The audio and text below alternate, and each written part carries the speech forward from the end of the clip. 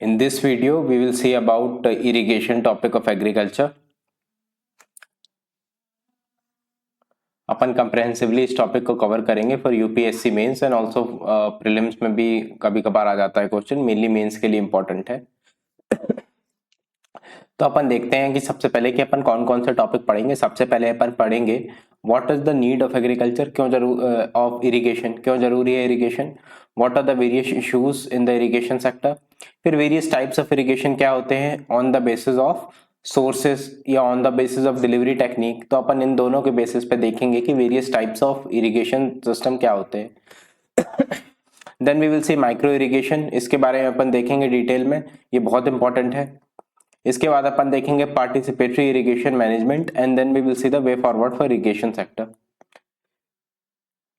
तो सबसे पहले अपन देखते हैं what are the need of irrigation. ठीक है, क्यों इरिगेशन जरूरी है। जो मॉनसून होता है वो सीजनल होता है ना, जून टू सितंबर ही होता है मानसून का सीजन। इसके बाद इसी समय मेनली पानी बरसता है, इसके अलावा बहुत कम पानी बरसता है। इसके अलावा मानसून एरेटिक होता है, जैसे इस साल बहुत सारी जगहों में पानी नहीं बरसा, बहुत जगह बहुत ज्यादा बरस जाता है। मानसून के बीच में ब्रेक्स होते हैं, इसके बाद डिले हो जाता है मानसून, अनरिलायबल अनसर्टेन रहता है मानसून। तो ये मानसून के कुछ फीचर्स हैं। इस कारण से कंटिन्यूस जो वाटर अवेलेबिलिटी है वो नहीं हो पाती इन सब वजहों से, इसलिए। लेकिन क्रॉप्स को तो जरूरत है पानी की, तो इसका सोल्यूशन क्या है, इरिगेशन करना उनका। इसके अलावा क्लाइमेट चेंज के कारण ड्रॉट्स बढ़ रहे हैं, हीट वेव्स बढ़ रही हैं, जिससे कि वाटर की अवेलेबिलिटी कम हो रही है। ठीक है, लेकिन क्रॉप्स को तो वाटर चाहिए, तो वाटर आएगा कहाँ से, इरिगेशन के थ्रू। इसके अलावा वाटर इंटेंसिव क्रॉप्स बहुत ज्यादा इंडिया में उगाई जाती हैं। अगर अपन पैडी को देखें तो highest net sown area is under paddy. ठीक है, भारत में जो भी around 45% area net sown area के अंदर आता है, इसमें से सबसे ज्यादा एरिया कौन सी क्रॉप कवर करती है, पैडी या राइस। ठीक है, तो ये बहुत ज्यादा वाटर इंटेंसिव क्रॉप है। इसके अलावा शुगर केन, कॉटन, ये भी बहुत सारी जगह उगाई जाती हैं और ये वाटर इंटेंसिव क्रॉप होती हैं। तो अब पानी तो इतना बरसता नहीं है कि जितना इन्हें जरूरत होती है, तो इनका पानी इनको मिलता कहाँ से, इरिगेशन के थ्रू। इसके अलावा जो भी इरिगेशन है वो वाटर यूज इफिशियंसी को भी बढ़ा देता है, यानी कि आप जितना भी वाटर यूज कर रहे हैं उसकी इफिशियंसी बढ़ जाएगी, यानी कि आप उतने ही वाटर यूज करके ज्यादा आउटपुट, ज्यादा प्रोडक्टिविटी अचीव कर सकते हैं। इसके अलावा इट अलाउज मल्टीपल क्रॉपिंग को अलाउ कर देता है, इट इंक्रीज द प्रोडक्टिविटी। ऐसा पीआईबी का एक डाटा है कि रेन फेड एरिया होता है, यहाँ जहां पास मतलब इरिगेशन नहीं होता, वहां पास अराउंड 1.1 टन पर हेक्टेयर में प्रोडक्टिविटी होती है ऑन एन एवरेज, अगर अपन सारी क्रॉप्स का देखें। लेकिन जो इरिगेटेड एरिया है वहां पास कितनी होती है, 2.8। ठीक है, 2.8 टन पर हेक्टेयर। तो इतनी ज्यादा प्रोडक्टिविटी बढ़ जाती है अगर अपन इरिगेशन स्टार्ट कर देते हैं एरियाज का। इसके अलावा HYV सीड्स, यानी कि high yield variety, HYV is high yield variety seeds का जो भी ग्रोथ होती है, जैसे कि ग्रीन रेवोल्यूशन के समय high yield variety of wheat and rice के यूज किए गए। अभी भी high yield variety of seeds को प्रमोट किया जाता है जिससे कि यील्ड ज्यादा हो। लेकिन ये जो सीड्स होते हैं इन्हें बहुत ज्यादा वाटर की रिक्वायर्ड होती है, वाटर इंटेंसिव होते हैं। ठीक है, और ये वाटर इरिगेशन के थ्रू ही आता है। तो ये कुछ बातें थी जो आपको याद रखनी होगी। ये कॉमन बहुत जनरल बातें हैं, खुद भी सोच सकते हैं, बट कुछ स्पेसिफिक चीजें हैं, जैसे कि ये डाटा है, ये आपको याद रखना है, या जो भी चीज आपको लग रहा है कि आपको याद नहीं आएगी वो आपको याद रखनी है। ठीक है, बाकी ये काफी जनरल चीजें हैं। अब वेरियस इश्यूज क्या हैं इरिगेशन सेक्टर में। इश्यूज अपन देखेंगे वो बहुत ही जनरल इश्यूज देखेंगे। जब अपन टाइप्स देखेंगे तो अपन टाइप के कुछ स्पेसिफिक इश्यूज देखेंगे। यहाँ अपन जनरल इश्यूज देख रहे हैं कि अगर कोई ब्रॉड क्वेश्चन आ जाए कि what are the issues in the irrigation sector, तो आप लिख पाए एक अच्छा आंसर। सबसे पहला इशू क्या है कि जो एरिया कवर्ड है वो काफी कम है। इंडिया में रेन फेड एरिया अराउंड 50%, ठीक है, लगभग 50% है, यानी कि इरिगेशन कितने एरिया में होती है, only 50% of net sown area, है ना, लगभग ये अप्रॉक्स डाटा है, आप लिख सकते हैं 50%।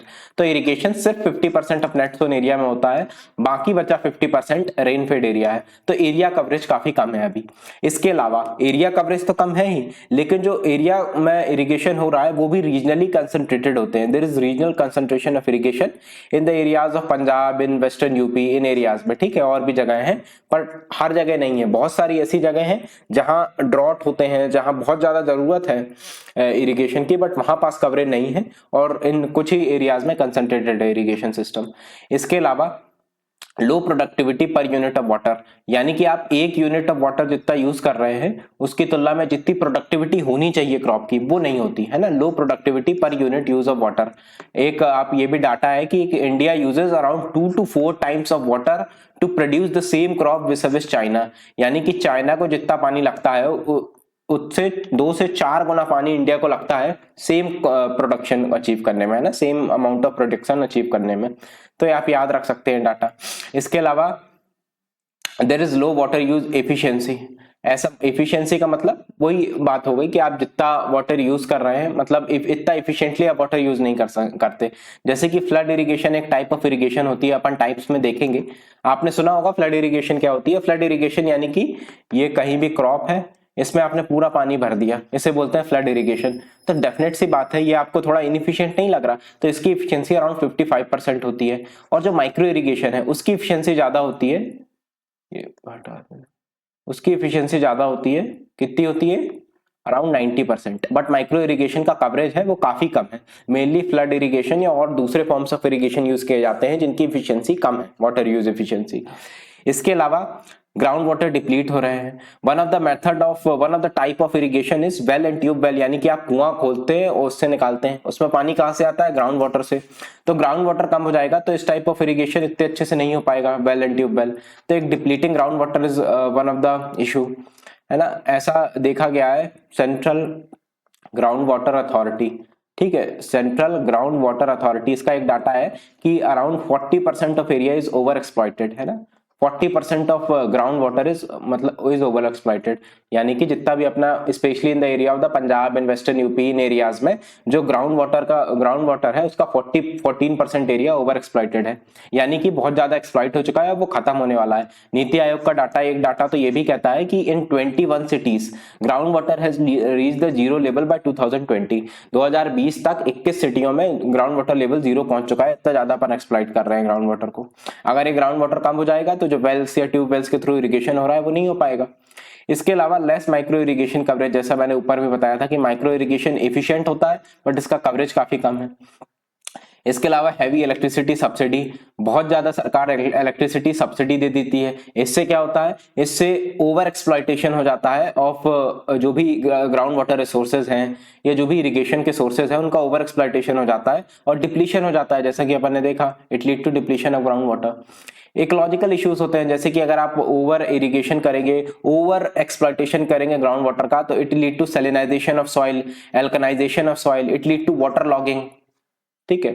सैलिनाइजेशन एल्कनाइजेशन क्या होता है, जैसे कि आपने बहुत ज्यादा इरिगेशन कर लिया, over irrigation, it lead to the exploitation of it lead to the depletion of ground water. और यहाँ पास कैपिलरी एक्शन होता है, कैपिलरी एक्शन से जो भी यहाँ पास हैवी मेटल्स, एल्कलाइन सॉल्ट्स वगैरह प्रेजेंट होते हैं वो सरफेस में आ जाते हैं, जिससे कि जो सरफेस सॉइल है उसका सैलिनाइजेशन एल्कनाइजेशन हो जाता है और इससे उसकी प्रोडक्टिविटी कम हो जाती है। वाटर लॉगिंग क्या होती है, वाटर लॉगिंग यानी कि कोई एरी क्रॉप है, यहाँ पास पूरी पानी भर जाता है, तो ये भी बेनिफिशियल नहीं होता सॉइल के लिए, ठीक है। तो ये कुछ इकोलॉजिकल इशू है। इसके अलावा और भी इकोलॉजिकल इशू है, that it leads to poor downstream water quality. इसका मतलब क्या हुआ, इसका मतलब हुआ जैसे कि एक रिवर है, ये एक जगह है, ये एक दूसरी जगह है, यहाँ पास आपने बहुत ज्यादा इसका यूटिलाइजेशन कर लिया इसके पानी का इन इरिगेशन सोर्स, तो ये जो डाउन स्ट्रीम यानी कि जो नीचे वाली जगहें हैं रिवर की, उसकी जो वाटर क्वालिटी है वो खराब हो जाती है। आई होप आपको समझ आ रहा, ठीक है। poor downstream water quality, then it lead to disappearance of important ecosystem due to reduction in the river flow। जैसा कि मैंने बताया, अगर आप रिवर से यहाँ पास ओवर एक्सप्लॉइट कर लिया गया, ये रिवर है, ये कोई जगह है, यहाँ पास आपने ओवर यूटिलाइज कर लिया रिवर वाटर को, डाइवर्ट कर लिया for irrigation, it lead to the reduction in the river flow. It can also lead to river diversion, जिससे कि जो एक इंपॉर्टेंट इकोसिस्टम है उनको हार्म्स होता है, जैसे कि वेटलैंड्स हो गए, मार्शेस, स्वैम्प्स वगैरह हो गए, उनको हार्म होता है। It also lead to land use changes, it increases livestock pressure, soil erosion, ठीक है। लैंड यूज चेंजेस भी होते हैं, अगर आप जैसे कि आप स्ट्रक्चर्स बनाते हैं, जैसे कि डैम्स बनाए जा रहे हैं, उसका एक वन ऑफ द पर्पस क्या होता है, इरिगेशन होता है एक पर्पस, है ना, इरिगेशन के लिए भी बनाए जाते हैं डैम्स। तो इससे क्या होता है, इससे बहुत बड़ी मात्रा में लैंड डाइवर्ट हो जाती है और जो लाइफ स्टॉक, जैसे कि फिर जो पास्चर्स होते हैं ना, पास्चर्स या कम्युनिटी लैंड है, जहाँ से जो लाइफ स्टॉक्स होते हैं, भेड़ बकरी होते हैं, वो क्या करते हैं, वहां से चारा चरते हैं। तो ये अगर लैंड खत्म हो जाएंगी तो उन पर प्रेशर बढ़ जाता है, सॉइल इरोजन हो जाती है। तो ये कुछ चीजें आपको याद रखनी है। जो ये मैंने ब्रॉड इश्यूज बताए कि अगर ब्रॉड क्वेश्चन आ जाए कि इरिगेशन के क्या इश्यूज हैं, तो आप इस तरीके से लिख सकते हैं। इश्यूज तो और भी बहुत ज्यादा है, पर मैं उतना ही बता रहा हूँ जितना आप लिख पाएंगे वहां पास एग्जाम इन्वायरमेंट में। तो आपको कुछ डाटा याद रखने हैं कि ये इतना है कि इंडिया की प्रोडक्टिविटी, इंडिया को 2 to 4 टाइम्स ज्यादा वाटर लगता है। फ्लड इरिगेशन की वाटर यूज एफिशिएंसी इतनी है, माइक्रो इरिगेशन की इतनी है, 14% ऑफ ग्राउंड वाटर एक्सप्लॉइटेड है, 21 cities ground water zero level में पहुंच गई हैं। ये आपको कुछ स्पेसिफिक नाम याद रखने हैं, सब आपको लिखना पड़ेगा, तभी आपको मार्क्स मिलेंगे। तो अब आप देख सकते हैं कितने सारे डाटा अपन ने देख लिए। एक ये देख लिया, ये दूसरा देख लिया, ये तीसरा डाटा देख लिया, ये चौथा, ये पांचवा, 4-5 डाटा देख लिया। और अगर आपको लिखना पड़ते हैं इतने डाटा, तभी आपको अच्छे नंबर मिलते हैं, है ना। आपको सब्सटेंशिएट करने पड़ेंगे अपने पॉइंट्स को, तभी आपको थ्रू डाटा, तभी आपको मार्क्स मिलेंगे। अब अपन देखते हैं क्या देखते हैं अपन, टाइप्स ऑफ। अब अपन देखते हैं टाइप्स ऑफ इरिगेशन सिस्टम। ये आपको ब्रॉड नॉलेज होनी चाहिए। इस पर डायरेक्टली क्वेश्चन अभी तक नहीं आया है मेरे ख्याल से, बहुत काफी सालों के पेपर देखे मैंने, 4-5-6 सालों में, तो नहीं आया है इससे क्वेश्चन।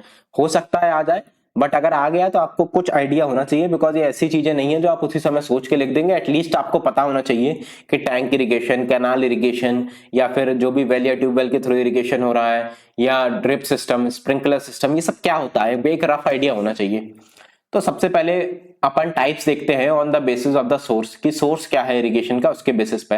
पहला आ जाता है टैंक इरिगेशन, दूसरा आ जाता है कैनाल इरिगेशन, और तीसरा आ जाता है वेल्स एंड ट्यूबवेल्स। ठीक है। टैंक इरिगेशन कितने परसेंट ऑफ इरिगेशन को बनाता है, अराउंड 4%, सिर्फ 4% ऑफ इरिगेशन होता है। मेनली ये कहाँ होता है, it mainly occurs in peninsular India. ठीक है। अगर अपन इंडिया का रफ मैप बनाए ऐसे,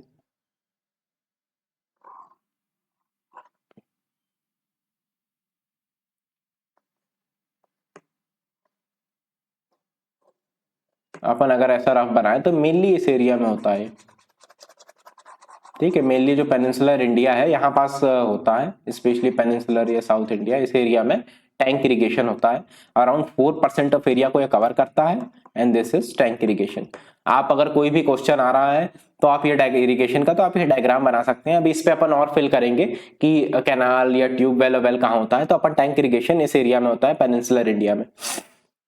ठीक है। इसके अलावा मेरिट्स क्या होते हैं इसके, ये रफली आपको पता होना चाहिए, आप खुद भी सोच सकते हैं। टैंक इरिगेशन का मतलब क्या हुआ, आई होप आपको समझ आ रहा हो। टैंक इरिगेशन मतलब ये पूरा, ये सरफेस है ना, ये जमीन है, जमीन का सरफेस है, और ये एक टैंक सा बना दिया है आपने इसी जमीन में, और यहाँ पास पानी भर गया है। इसी पानी को अगर अपन यूटिलाइज करेंगे as a source of irrigation, तो इसे बोलते हैं टैंक इरिगेशन। अगर आपको इतना समझ आ गया तो अब आप बाकी सारे मेरिट्स, डिमेरिट्स सब बता देंगे। मेरिट्स पहला है कि नेचुरल होते हैं। जो पेनिनसुलर इंडिया है, यहाँ पास बहुत सारे नेचुरल इस तरह के गड्ढे पाए जाते हैं जिन्हें टैंक्स की तरह यूज किया जा सकता है। दूसरा, लॉन्ग लाइफ स्पैन होता है। ये जो गड्ढे होते हैं, जो पेनिनसुलर इंडिया में रॉक होती है, ये बहुत ज्यादा सॉलिड, बहुत ज्यादा हार्डी होती है, इतनी जल्दी ये जो गड्ढे होते हैं खराब नहीं होते, इसलिए लॉन्ग लाइफ स्पैन होता है। अब ये कॉमन सेंस की बात है कि ये गड्ढा है, इसमें पानी भरा है, तो आपको इरिगेशन के लिए तो यूज कर ही रहे हैं, साथ ही यहाँ पास आप फिश नहीं उगा सकते क्या, आप फिश भी उगा सकते हैं, तो फिशिंग किया जा सकता है, which will form an alternate source of income for the farmers. इसके अलावा लेस पर्कुलेशन होता है। लेस पर्कुलेशन मतलब ये जो नीचे का या बाउंड्रीज इसकी होती हैं इस टैंक की, ये बहुत ज्यादा थिक होती हैं, स्टोन की बनी होती हैं, और इस स्टोन्स में पर्कुलेशन, यानी कि ये जो पानी यहाँ पास भरा है ये नीचे नहीं जाएगा। इससे फायदा क्या होगा, यहाँ पास पानी भरा रहेगा, इसको आप यूटिलाइज कर पाएंगे। अगर नीचे चला गया तो खत्म हो जाएगा जल्दी पानी। तो ये कुछ मेरिट्स हो गए जो कि आप सोच के भी लिख सकते हैं, बट रफ आइडिया आपको होना चाहिए। अब डीमेरिट्स क्या है, डीमेरिट्स ये हैं कि ये इस तरीके का एक टैंक में पानी भरा है, तो इससे क्या डीमेरिट है, एक तो ड्राइंग, सूख सकता है ना, सूख जाएगा। ये यहाँ पास पानी भरा है, धूप पड़ेगी तो ये सूख के एवोपरेट हो जाएगा, सूख जाएगा। ठीक है, एक तो ये हो गया ड्राइंग। दूसरा होता है सिल्टिंग। सिल्टिंग यानी कि जैसे कि ये अगर टैंक है, ठीक है, ये टैंक है, इसमें पानी है। सिल्टिंग यानी कि अब ये खुला हुआ है, यहाँ पास बहुत धूल उड़ेगी, पत्तियां वगैरह होगा, तो धीरे धीरे धीरे धीरे नीचे कचरा जमा हो जाता है, सिल्टेशन, जिससे कि इसकी डेप्थ कम हो जाएगी। ठीक है, डेप्थ कम हो जाएगी तो वाटर कम यहाँ पास होगा, और कम वाटर अवेलेबल होगा इरिगेशन को, तो ये एक इशू है। सिल्टेशन। इसके अलावा एक मेजर इशू है lifting water and carrying to the fields which is a strenuous exercise. मैंने क्या बताया था कि यहाँ पास पानी भरा है, इसको आप यूटिलाइज करेंगे इरिगेशन में, लेकिन इसको यूटिलाइज कैसे करेंगे? आप यहाँ पास एक बाल्टी से पानी निकालेंगे, मोस्टली रूरल एरियाज में या लेस डेवलप्ड एरियाज में इसी तरह यूटिलाइज होता है कि आप यहाँ से पानी निकालेंगे बाल्टी में या किसी और सोर्स के थ्रू, और उसे आप लेके जाएंगे आसपास की जो फील्ड होगी और वहां पास उसे यूटिलाइज करेंगे। तो आपको लिफ्ट करना पड़ेगा water and you have to carry that water to the field and which is a very strenuous exercise and very time consuming exercise. तो ये उसके कुछ डिमेरिट है टैंक सिस्टम के। तो जरूरत क्या है? What is the need? You need to reduce the siltation. How will you reduce the siltation? आपको एफॉरेस्टेशन करना पड़ेगा आसपास। जैसे ये एक टैंक है, इसके पास आसपास आपने खूब सारे पेड़ उगा दिए, तो जो भी यहाँ पास हवा आ रही है, विंड आ रही है, विंड के थ्रू डस्ट आ रही है, वो कम आ पाएगी और सिल्टेशन कम हो जाएगा। इसके अलावा you need to restore the nearby catchment area. ठीक है, नियर बाय कैचमेंट एरिया को रिस्टोर करने से क्या होगा? यहाँ पास ये भरेंगे कैसे? जैसा कि मैंने बताया कि ये एक टैंक है, तो इसमें पानी जाएगा कैसे? पानी जाएगा थ्रू रेनफॉल, रेनफॉल के थ्रू पानी आएगा बहता हुआ और इसमें भर जाएगा और इसी तरह अवेलेबल होगा। ये कब भर पाएगा? When you will restore the nearby catchment area. Also pre monsoon desilting कर सकते हैं आप। मैंने जैसे कि अभी बताया, पानी कब भरता है? रेनफॉल। रेनफॉल कब होती है? मॉनसून में। तो मॉनसून के पहले आप ये जो भी नीचे कचरा जमा है इसे हटा दीजिए, डीसिल्ट कर दीजिए, जिससे कि जब मॉनसून में पानी भरे तो ये पूरी तरीके से भर पाए और आप पूरी तरीके से यूटिलाइज कर पाए। इसके अलावा आप जैसे कि मैंने कहा फिशिंग करिए उसमें। यू कैन ऑल्सो कवर, है ना, जो भी जैसे टैंक है इसको आप कवर भी कर सकते हैं ऊपर से, ऐसे नहीं, मतलब जैसे कि ये टैंक है तो इसे आप ऊपर से कवर कर सकते हैं। कवर करने से क्या होगा? सिल्टेशन कम हो जाएगा, ठीक है, गंदगी कम हो जाएगी इसमें। और एक और चीज है कि आप इसे फार्म के आसपास बनाइए। जैसा कि मैंने कहा था कि बहुत सारी जगहों में you have to lift the water and carry the water from the tanks towards the field. ये कब आसान हो पाएगा? जब जहां पास टैंक है उसके आसपास ही फार्म हो। जैसे ये टैंक है, अब इसके आसपास यहाँ पास ही फार्म है, तो आप उठाइए और ले जाइए। अब बहुत दूर अगर फार्म होगा तो आपको कितना दिक्कत होगी ले जाने में। तो ये कुछ चीजें आप सोच के भी लिख सकते हैं और वैसे भी आप एक दो बार पढ़ेंगे तो आपको याद रहेंगी ये चीजें, ठीक है। अब एक और चीज थी कि पेनिनसुलर इंडिया में ही क्यों होता है, वाई यहां पास ही क्यों होता है? तो इसका आप खुद आंसर में 3-4 पॉइंट आपको बता देता हूं। पहले तो ये है कि यहाँ पास इसलिए होता है कि यहाँ पास नेचुरल टैंक्स मिलते हैं, नेचुरल गड्ढे मिलते हैं। दूसरा, यहाँ पास स्टोन्स हार्डी मतलब स्टोन बहुत ज्यादा वो होती है, रिलायबल होती है, बहुत जल्दी ब्रेक नहीं होती। यहाँ पास पानी परकोलेट नहीं होता जिससे कि पानी ऊपर बना रहता है। दूसरा, फिशिंग वगैरह में यूज कर सकते हैं। और क्या वजह हो सकती है यहाँ पास होने की? और ये वजह है कि जैसा कि मैंने बताया स्टोन बहुत हार्ड होती है, तो जो दूसरे सिस्टम है जैसे कि वेल है या ट्यूबवेल है या इवन कैनाल फॉर्म करना है, उसके लिए आपको स्टोन को डिग करना पड़ता है, स्टोन को खोदना पड़ता है। तो खोदना कितना कठिन होगा जब हार्ड होगी तो, ठीक है। तो ये कुछ वजह है जिस वजह से यहाँ पास टैंक सिस्टम ज्यादा होता है इन द पेनिनसुलर और सदर्न पार्ट ऑफ इंडिया। ठीक, ये हो गया टैंक सिस्टम। दूसरा आ जाता है कैनाल सिस्टम। दूसरा आ जाता है कैनाल सिस्टम, ठीक है। पहला था टैंक सिस्टम, दूसरा आ जाता है कैनाल सिस्टम। ये अराउंड 25% ऑफ एरिया में होता है। वो 4% एरिया में था, ये 25%। ये कहां पास होता है? इन the areas of Punjab, Haryana, western UP, Rajasthan वगैरह में, ठीक है, यहां पास इस एरियाज में।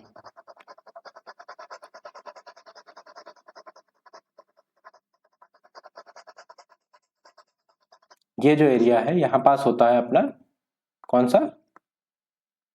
Canal system in 25% of area. ये रफ डायग्राम्स है, अब एग्जैक्टली तो कोई नहीं, आपको याद भी नहीं रहेगा, कोई फायदा भी नहीं है बताने का। आप अगर रफ डायग्राम भी बनाएंगे तो मार्क्स मिल जाते हैं, ठीक है। अब ये दो तरह के कैनाल होते हैं, inundation canal and the perennial canal. Inundation canal में you will take out the canal from the river without any regulating structure at the head, and in the perennial canal there is barrage construction. तो इसका मतलब अपन देखते हैं canal क्या होती है। जैसे कि अपन ने टैंक में देखा था ना कि ये टैंक है, तो उससे आप बाकी चीजें सोच पाए थे। इसी तरह अपन कैनाल में देखते हैं, जैसे कि ये एक रिवर जा रही है, ठीक है, ये एक रिवर है, ये फ्लो हो रही है। इससे अगर आपने यहाँ पर से गड्ढा खोद के एक ये कैनाल पर निकाल दी, इसे बोलते हैं कैनाल। यहाँ आपने डिग की canal, you dig the canal, आपने गड्ढा खोला और यहाँ से पानी को डाइवर्ट कर लिया, इसमें आगे भी जाएगा पर यहाँ से थोड़ा पानी डाइवर्ट कर लिया और यहाँ पास जो भी फार्म लैंड होंगे, जैसे यहाँ फार्म लैंड है तो यहाँ से आप डाइवर्ट कर सकते हैं, ये फार्म लैंड है तो ऐसे कर सकते हैं, इन्हें बोलते हैं कैनाल। अब ये दो तरह की होती हैं जैसा कि अपन ने देखा, एक होती है इनंडेशन कैनाल जिसमें कि एक कोई रेगुलेटिंग स्ट्रक्चर नहीं होता एट द हेड, हेड यानी कि ये हेड है, यहां से आपने निकाली इसे हेड बोलेंगे, यहां पास कोई रेगुलेटिंग स्ट्रक्चर नहीं होता, यानी कि यहां से पानी बह रहा है और यहां से यहां आ जाएगा अपने आप। लेकिन पेरिनियल कैनाल में एक बैरेज कंस्ट्रक्शन होता है, यानी कि यहां पास एक बैरेज बना दिया जाता है जिससे कि आप रेगुलेट कर सकते हैं कि इस कैनाल में पानी कितना आ रहा है, आप इसे बैरेज को खोल देंगे तो ज्यादा आएगा, नहीं खोलेंगे तो कम आएगा। तो कैनाल आपको समझ आ गई, इससे आप अपन मेरिट और डिमेरिट सोच सकते हैं। मेरिट क्या होंगे, एक तो पेरिनियल इरिगेशन है, जो रिवर्स है वो continuously most of the reverse है ना, specially in this part of country, ठीक है, स्पेशली इस एरिया में जो बहुत सारी पंजाब हरियाणा, पंजाब और यहाँ पास जो है हरियाणा यूपी, यहाँ पास जो रिवर्स हैं गंगा वगैरह जो भी हिमालयन रिवर्स यहाँ आती हैं वो पेरिनियल होती हैं, हमेशा के लिए होती हैं, तो मतलब हमेशा फ्लो करती रहती हैं, तो जो कैनाल है उसमें भी पानी हमेशा फ्लो करता रहेगा, तो ये पेरिनियल होते हैं। इसके अलावा सेडिमेंट्स ऑफ रिवर, रिवर से पानी आ रहा है, रिवर में बहुत सारे सेडिमेंट्स, न्यूट्रिएंट्स, मिनरल्स प्रेजेंट होते हैं जो कि प्लांट की ग्रोथ के लिए बहुत जरूरी होते हैं। ये सेडिमेंट्स मिनरल्स इस कैनाल में आ जाते हैं और सॉइल को बहुत फर्टाइल बना देते हैं। इसके अलावा they are formed as a part of multipurpose project, जैसा कि मैंने बताया कि यहाँ पास बैरेज, बैरेज कब होगा, जब यहाँ सपोज एक आपने डैम बना दिया इस रिवर में, तो यहां से कैनाल डाइवर्ट कर ली, सॉरी एक मिनट, यहां से कैनाल डाइवर्ट कर ली, तो जब भी आप यहाँ डैम बना रहे हैं तो आप उसके साथ साथ यहाँ पास आप बैरेज बनाएंगे तो आप कैनाल भी बना सकते हैं। So they can be formed as a part of multipurpose project, इसीलिए they are cheaper in the longer run. Initially तो कॉस्ट ज्यादा होगी डैम बनाने की, बट वो फिर हमेशा के लिए चलते रहेंगे, तो लॉन्गर रन में चीप होते हैं। अब इसके डीमेरिट्स क्या होते हैं, demerits is water logging. Water logging कब होगी, specially in the inundation canal. जैसा कि मैंने बताया था कि इनंडेशन कैनाल में कोई बैरियर नहीं है, ये रिवर है, यहां से कैनाल आ रहा है, यहाँ पास कोई बैरियर नहीं है, कोई बैरियर ना होने की वजह से कभी कभी अगर पानी ज्यादा बरस गया, रिवर में पानी ज्यादा बहने लगा, तो कैनाल में भी पानी ज्यादा आएगा और यहाँ पास के जो एरिया है यहाँ पास बहुत ज्यादा पानी भर जाएगा और इसी को बोलते हैं वाटर लॉगिंग, जिससे कि क्रॉप का प्रोडक्शन बढ़ने की बजाय कम हो जाएगा। इसके अलावा दे क्रिएट्स मार्शी एरिया, इस वाटर लॉगिंग या इस ज्यादा पानी की वजह से क्या होता है, मार्शी एरिया क्रिएट हो जाता है, एंड दिस मार्शी एरिया में क्या होंगे, मॉस्किटोज की ग्रोथ जो होती है, जिससे कि डेंगू, मलेरिया, चिकनगुनिया, ये जो भी बहुत सारे डिसीजेस होते हैं वो होते हैं। इसके अलावा as I've told, especially in the inundation canal, there are the risk of the overflow because कोई कंट्रोल नहीं होता, रिवर में अगर ज्यादा फ्लो हो रहा है तो कैनाल में भी ज्यादा फ्लो होगा, ओवरफ्लो के कारण फ्लड हो सकता है, ठीक है, फ्लडिंग हो सकती है। इसके अलावा इसका जो कंस्ट्रक्शन है, अब कैनाल क्या होती है, कैनाल आपने, ये जमीन है, ठीक है, इसमें आपने डिग करके कैनाल बना दी, तो ये कैनाल कहाँ बनाना आसान होगा, ये बनाना आसान होगा only in the plains, hilly areas में तो आसान बना नहीं सकते आप, ऊपर नीचे अगर इस तरह का एरिया है तो आप कैसे इसमें कैनाल बनाएंगे, ठीक है, ये प्लेन्स में बनाई जा सकती हैं, तो ये प्लेन्स के लिए बस यूजफुल होती है।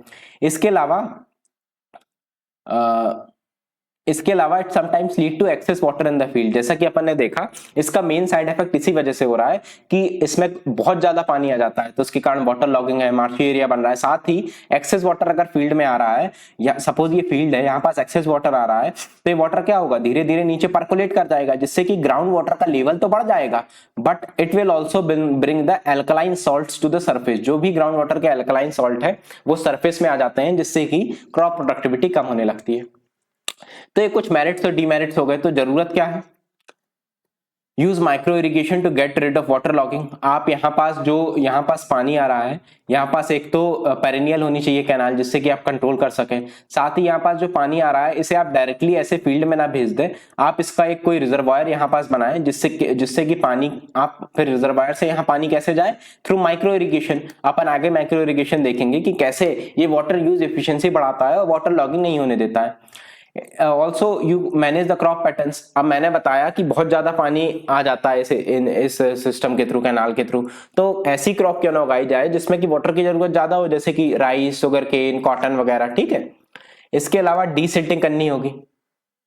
डीसिल्टिंग का क्या मतलब है, ये जो कैनाल्स होती हैं, कैनाल भी तो वही है, गड्ढा है जैसे टैंक था, तो इसके बेस में भी सिल्ट जमा हो जाती है लंबे समय में, तो आपको डीसिल्टिंग, इस सिल्ट को हटाना होगा।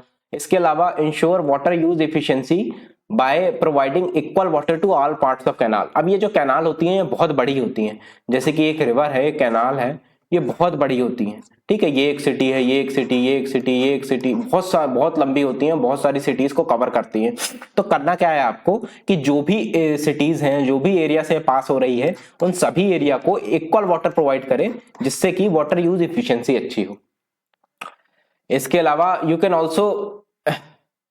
Can also cover the canal with solar panels. जो भी ये कैनाल है इसे आप सोलर पैनल से कवर कर सकते हैं। इससे क्या फायदा होगा, एक तो सिल्टेशन कम हो जाएगा, अपन ने देखा था ना यहाँ सिल्टेशन हो रहा है, डीसिल्टिंग करनी पड़ रही है, उसमें कचरा जमा नहीं होगा कैनाल्स में, साथ ही आपको सोलर एनर्जी भी मिलती रहेगी, तो डुअल बेनिफिट होंगे इसके। तो ये अपन ने देखा कैनाल इरिगेशन। फाइनली अपन देख रहे हैं well and tubewell types of irrigation. ये यानी कि कुआं खोद रहे हैं आप। ट्यूबवेल का क्या होता है, tubewells are the deeper wells, जो गहरे कुएं होते हैं ऑफ मोर देन 15 मीटर, उसे बोलते हैं ट्यूबवेल। तो इससे अब जो वेल होता है, कुआं है, उससे तो आप पानी खींच सकते हैं, लेकिन ट्यूबवेल बहुत गहरे होते हैं, मोर देन 15 मीटर, तो उससे पानी खींचा नहीं जाता। पानी is lifted, water is lifted विया द पंपिंग सेट। एक पंपिंग सेट होता है, उससे ऊपर पानी आ जाता है। अब तो वेल्स में भी ज्यादातर पंपिंग सेट ही लगा होता है। ये around 65 to 70% of area cover करते हैं। और वेल एंड ट्यूबवेल कहां पास होता है, जो भी नदर्न इंडिया के प्लेन है, अपन इसमें लिखा भी होगा, मैंने देख लेते हैं अपन, है ना। साइट क्या है इसकी, northern plain, delta of rivers like Mahanadi, Godavari, Krishna, Kaveri, then valleys of rivers like Narmada, Tapi etcetera, ठीक है। तो ये पूरा जो नॉर्थ इंडिया प्लेन है, यहाँ पर जो डेल्टा है, महानदी, गोदावरी, कृष्णा, कावेरी, यहाँ नर्मदा, तापी की वैली है, इन सब एरियाज में अपना कौन सा इरिगेशन होता है, well and tube well, which constitute around 65 to 70% of all the irrigation। तो ये डायग्राम आपको याद रखना है, और आप बना के आएंगे तो आपको इससे थोड़ा इम्पैक्ट पड़ता है। तो अपन देख रहे थे कि well and tubewell irrigation sites अपन ने देख लिया। अब इसके मेरिट्स क्या होते हैं। मेरिट आप खुद सोच सकते हैं कि एक कुआं है, उसके मेरिट क्या होंगे। इट इज वेरी सिंपल, है ना, इट्स वेरी सिंपल। बहुत समय से चला आ रहा है कि आप पहले भी पानी ऐसे ही होता था, कुएं से अपन निकालते थे। तो it's very simple and cheap method. It's canal जो सिस्टम है उसकी अपनी लिमिट है। अपन ने देखा था ना कि वेल एंड ट्यूबवेल, अपन ने देखा था ना कि ओनली प्लेन्स में हो सकती हैं, लेकिन वेल्स एंड ट्यूबवेल्स में ऐसा नहीं है, वो किसी भी जगह हो सकती है। उन्हें अपन कुआं कहीं भी खोद सकते हैं जहां ग्राउंड वाटर सफिशिएंटली अवेलेबल हो। ऑल्सो ग्राउंड वाटर से पानी आ रहा है, कैनाल में क्या हो रहा था, रिवर से आ रहा था, वहां से मिनरल्स आ रहे थे, जिससे प्रोडक्टिविटी बढ़ रही थी। इसमें ग्राउंड वाटर के थ्रू न्यूट्रिएंट्स आ जाता है, जिससे कि फर्टिलिटी बढ़ती है सॉइल की। इसके अलावा जो भी कैनाल सिस्टम है वहां पास आपको रेगुलरली पे करना पड़ता है, यानी कि जो अपन ने कैनाल सिस्टम देखा था ना, अब कैनाल के थ्रू यहाँ पानी आ रहा है, तो जो भी एरिया में पानी आ रहा है उसे रेगुलरली एक सर्टेन अमाउंट ऑफ पेमेंट देनी पड़ती है। लेकिन वेल एंड ट्यूबवेल में ऐसा नहीं है। आपने एक बार अपने फील्ड में या कहीं भी कुआं खोल लिया तो इनिशियल खर्चा तो आएगा, बट उसके बाद आपको कोई रेगुलर पेमेंट नहीं देना, ठीक है। There is no need to pay regularly in well, ठीक है, not in well, there is no regular payment in well. Then they are more reliable in droughts में ज्यादा रिलायबल होते हैं, बिकॉज वो बहुत गहरे होते हैं, और ये ग्राउंड वाटर में पानी फिर भी थोड़ा बहुत बचा रहता है ड्रॉट्स के समय, तो इसमें भी पानी बचा रहेगा वेल्स में, और आप इसे निकाल सकते हो। So they are reliable in drought. अब इसके डीमेरिट्स क्या है, एक तो लिमिटेड एरिया में ये होता है। अपन ने कैनाल देखी थी, कितने कई 100 किलोमीटर तक कैनाल जा सकती है और उन सारे एरियाज को इरिगेट कर सकती है, बट ऐसा नहीं होता ट्यूबवेल। बट वेल और ट्यूबवेल में ऐसा नहीं होता, जहां आप कुआं होगा वहीं आसपास के एरियाज को ही आप बस इरिगेट कर पाएंगे। साथ में अपन ने ड्रॉट्स में देखा था कि they are more reliable, but drought में ऐसा नहीं है, ग्राउंड वाटर भी तो कम होता है, तो अगर ग्राउंड वाटर बहुत ज्यादा कम हो गया तो इसमें भी फिर पानी नहीं बचेगा। Tubewell draw lot of water from the surrounding areas. Also अगर आप ट्यूबवेल का यूज कर रहे हैं और उसमें आप मोटर पंपिंग सेट का यूज कर रहे हैं और उससे पानी निकाल रहे हैं, तो आसपास के सारी सॉइल का जो ग्राउंड वाटर है, सारे एरिया ग्राउंड वाटर है, वो सब निकाल लेता है, जिससे कि आसपास की सारी सॉइल को इट मेक्स, जो भी आसपास की सारी सॉइल है उसे अनफिट फॉर कल्टीवेशन बना देता है, बिकॉज आसपास की सॉइल का पूरा ग्राउंड वाटर ये खुद ले लेता है। And it is also not possible in brackish water. अगर वाटर ब्रैकिश है, ब्रैकिश यानी कि 3 तरह के वाटर होते हैं, fresh water, brackish water and salty water. Fresh water में अगर सॉल्ट का कंटेंट बढ़ जाए थोड़ा तो ब्रैकिश हो जाता है, बहुत ज्यादा बढ़ जाए जैसे कि समुद्र में होता है, ओशंस में, तो उसे सॉल्टी वाटर बोलते हैं। तो अगर सॉल्ट का कंटेंट ज्यादा है वाटर में, ब्रैकिश है वाटर, तो इतना ज्यादा यूजफुल नहीं होता। And it also need electricity. आपको कांस्टेंट अमाउंट ऑफ इलेक्ट्रिसिटी चाहिए, specially for the tube wells. अगर गहरे हैं वेल तो आप हाथ से तो खींच के निकाल नहीं सकते, तो आपको इलेक्ट्रिसिटी का खर्चा आता है और आपको कांस्टेंट सप्लाई ऑफ इलेक्ट्रिसिटी चाहिए। अब नीड ऑफ आर क्या है, क्या आपको करना चाहिए, you need to control the use. जो भी जैसे कि इलेक्ट्रिसिटी की सप्लाई है वो सब्सिडाइज सप्लाई होती है, अनलिमिटेड सप्लाई होती है, कोई पैसा भी नहीं लगता किसानों को और बहुत अनलिमिटेड अमाउंट ऑफ इलेक्ट्रिसिटी दी जाती है, जिससे कि जो भी वेल्स एंड ट्यूबवेल्स है उसका ओवर एक्सप्लॉइटेशन होता है, बहुत ज्यादा यूटिलाइजेशन होता है, फ्री इलेक्ट्रिसिटी अवेलेबल होती है, जिसकी वजह से अपन ने देखे क्या क्या हार्म होते हैं, जिसकी वजह से आसपास की सारी एरिया अनफिट हो जाती है कल्टीवेशन के लिए, ठीक है, ग्राउंड वाटर लेवल कम हो जाता है। तो आपको ओवर एक्सप्लॉइटेशन प्रिवेंट करना है, कंट्रोल्ड यूज को प्रमोट करना है। Also create ground water recharging structure. Well and tubewell में पानी कहां से आ रहा है? ग्राउंड वाटर से। तो इसमें पानी रहेगा कब? जब ग्राउंड वाटर में पानी होगा। ग्राउंड वाटर में पानी कब होगा? जब ग्राउंड वाटर रिचार्जिंग स्ट्रक्चर होंगे, यानी कि जो भी मानसून हो रहा है, जो भी पानी बरस रहा है, उसको इस तरीके के स्ट्रक्चर्स होने चाहिए जिससे कि इजिली वो पानी नीचे परकुलेट कर सके ग्राउंड वाटर में। जैसे कि आप रेन वाटर हार्वेस्टिंग प्रमोट कर रहे हैं, RWH is rain water harvesting. इसके अलावा there is need to regulate the use in over exploited area, जैसे कि पंजाब हरियाणा, यहाँ पास ग्राउंड वाटर का ओवर एक्सप्लॉइटेशन हो रहा है थ्रू वेल एंड ट्यूबवेल, तो इन एरिया में आपको रेगुलेट करना पड़ेगा यूज को, जिससे कि डिप्लीट ना हो जाए पूरा ग्राउंड वाटर और ये कंप्लीटली इसका यूज खत्म हो जाए वेल एंड ट्यूबवेल का। अगर खत्म हो जाएगा ग्राउंड वाटर, बहुत नीचे हो जाएगा, तो फिर इसका इस्तेमाल नहीं कर पाएंगे आप। सो दिस आर द, तो अभी अपन ने क्या देखा? We are seeing the types of irrigation on the basis of the source of irrigation, and there we have seen the tank, canal, well and tubewell. उसके अपन ने मेरिट्स डिमेरिट्स और वो देखे। अब जैसा कि मैंने बताया था इनिशियल में कि व्हाट आर, मैंने अपन ने इनिशियल क्या डिस्कस किया था, व्हाट आर द नीड के बाद अपन ने क्या देखा था, इश्यूज क्या हैं। अपन ने देखा था कि इरिगेशन में ब्रॉड इश्यूज क्या हैं। तो अपन ने जो भी वेल में है ना, जो भी अपन ने टैंक में, कैनाल में, वेल एंड ट्यूबवेल में इश्यूज पढ़े, वो सारे इश्यूज आप उस वाले इश्यूज में भी लिख सकते हैं, ठीक है। अगर आपको वो इश्यूज इतने अच्छे से याद ना आए, मतलब मेन तो वही है, बट अगर याद नहीं आ रहे तो आप ये वाले इश्यूज भी स्पेसिफिकली लिख सकते हैं। इसके बाद अपन देखते हैं types on the type of irrigation on the basis of delivery technique, यानी कि सोर्स तो ठीक है, आप सोर्स के थ्रू पानी आ गया आपके खेत में, आपके फील्ड में, उसे आप डिलीवर कैसे कर रहे हैं उसके टू द प्लांट्स, उसके बेसिस पे वेरियस टाइप्स ऑफ इरिगेशन होते हैं। एक होता है फ्लड इरिगेशन। फ्लड इरिगेशन मतलब ये अगर आपकी फील्ड है, यहाँ पास आपने प्लांट उगाए हैं, तो इसमें आपने सीधे पूरा पानी भसे भर दिया, इसे बोलते हैं फ्लड इरिगेशन, सीधे पानी छोड़ दिया। अब कॉमन सेंस से आप इसके मेरिट और डिमेरिट सोच सकते हैं।